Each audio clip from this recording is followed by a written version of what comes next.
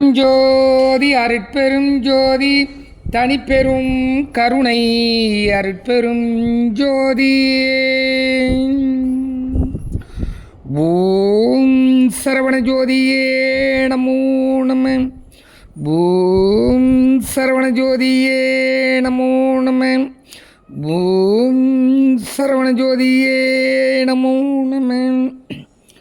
ஓம் முருகப்பெருமான் திருவடிகள் போற்றி. ஓம் அகத்தியர் திருவடிகள் போற்றி. ஓம் கரூர் தேவர் திருவடிகள் போற்றி. ஓம் வான்புகழ் வள்ளுவப் பெருமான் திருவடிகள் போற்றி. ஓம் எண்ணில்லா கோடி சித்தரிசி கணங்களும் ஓர் உருவாய் திகழும் ஓங்காரக்குடிலாசான் வள்ளல் மலரடி ஞான திருவடிகளே போற்றி போற்றி. திருக்குறள் மெய் உணர்வு. குறள் எண் 354. மெய் உணர்வு எய்திய கண்ணும் பயமின்றே மெய் உணர்வு இல்லாதவருக்கு ஐம்புலன்களையும் அடக்கி தம் வசப்படுத்தியவர்கள் ஞானிகள் ஆகுவார்கள். அவர்கள் மெய் உணர்வை கண்டவர்கள்.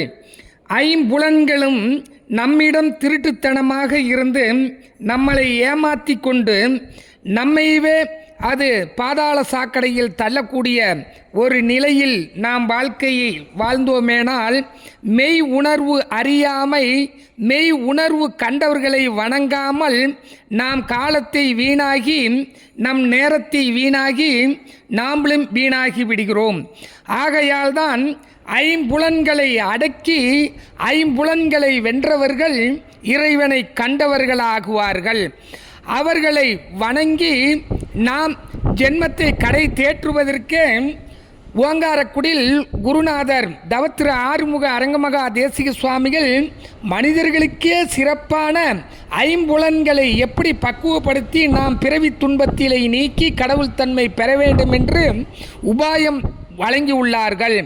மாந்தர்கள் உயிர்களை தவிர்த்து புலால் மறுத்து தான தர்மத்தை செய்து தவசிகளை தினந்தோறும் காலை மாலை வணங்கி நாம் அன்றாட கடமையில் தர்மத்தை செய்து நாம் பிறவி புண்ணியம் பெற்று கடவுள் தன்மை பெறலாம் என்கிறது ஓங்காரக்குடியில் உலக மக்களுக்கு உபதேசமாக கரூர் கிளை சங்கத்தின் சார்பாக நீங்களும் தர்மத்துக்கு உபயம் செய்யலாம். ஓம் முருகா, ஓம் அரங்கா, ஓம்